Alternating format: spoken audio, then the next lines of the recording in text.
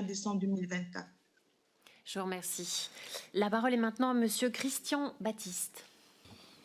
Oui, merci Madame la Présidente. Ma question s'adresse à Maître Labruni pour lui demander comment le CIVEN démontre-t-il concrètement que le requérant qui a été exposé à une dose inférieure à 1 millième de sievert par an, et cette démarche semble-t-il pertinente? Maître Labruni, vous avez la parole.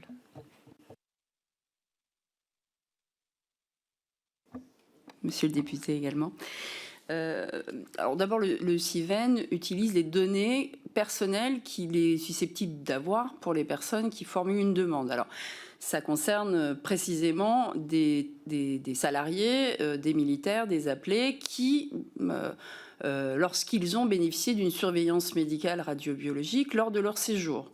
Donc on parle de port d'un dosimètre pour mesurer l'irradiation externe ou de mesures de contamination interne, c'est-à-dire pour mesurer l'inhalation de gaz et ou poussières radioactives.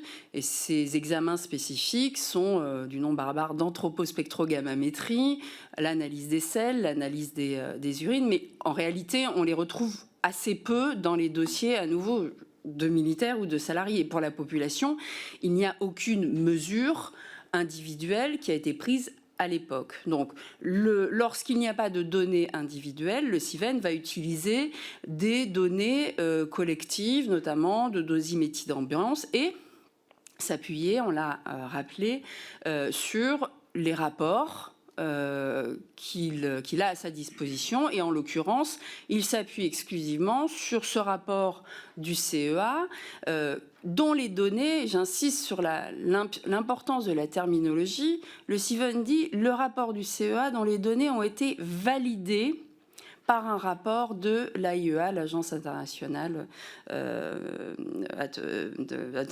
atomique, de l'énergie atomique. Validé. Il n'y a pas de validation en réalité, ça c'est ce qui a été rappelé par Sébastien Philippe, puisque l'AIEA n'a pas validé les données sur lesquelles le CEA avait fondé ses calculs.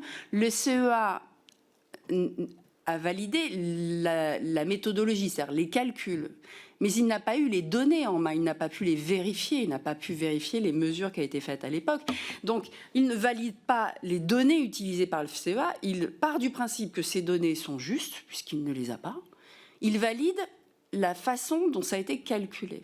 Et manifestement, l'enquête étude qui a été menée par Sébastien Philippe et Thomas Status remettent en question c'est le socle même de l'étude, ce qui induit justement ces difficultés. Au-delà de la question du seuil d'un millisievert, c'est comment le CIVEN entend-il rapporter la preuve que le demandeur ou la victime décédée a été exposée à une dose inférieure à 1 millisievert. Je le rappelle, c'est important cette notion de présomption et de preuve. La victime bénéficie d'une présomption. L'accès au droit est je suis désolée, je vous remercie. Je suis désolée de vous demander de conclure.